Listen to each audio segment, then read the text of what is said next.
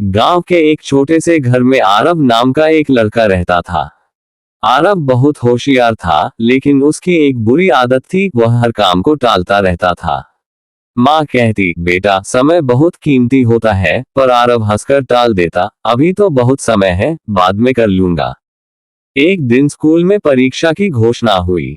सभी बच्चे तैयारी में जुट गए, लेकिन आरव हमेशा की तरह खेलता रहा। उसे लगता था कि आखिरी दिन पढ़कर वह सब कुछ याद कर लेगा।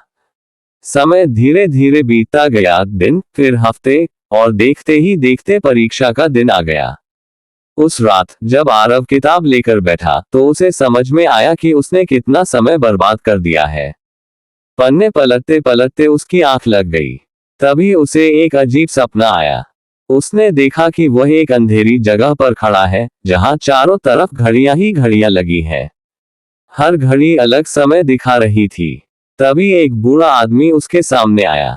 उसके हाथ में एक बड़ी घड़ी थी, जिसकी सुइयां बहुत तेजी से घूम रही थी। बूढ़े ने कहा, मैं समय हूँ। आरव चौंक गया, समय? आप यहाँ क्यों आए हैं?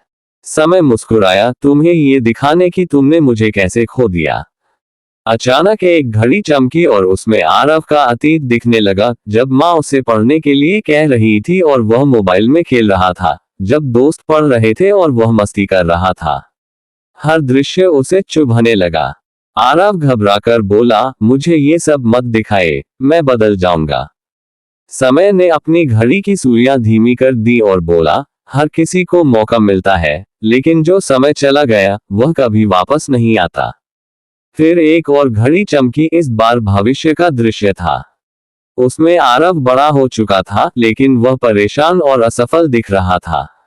वह पछता रहा था कि काश उसने समय का सही उपयोग किया होता।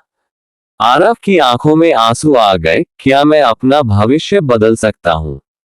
समय ने गंभीर स्वर में कहा, हाँ, अगर तुम अभी से बदल जाओ। हर पल एक नया मौका है। इतना कहकर सब कुछ गायब हो गया। अचानक आरव की नींद खुल गई। सुबह हो चुकी थी। उसका दिल तेजी से धड़क रहा था, लेकिन उसके अंदर कुछ बदल चुका था। उसने तुरंत किताब उठाई और पढ़ाई शुरू कर दी।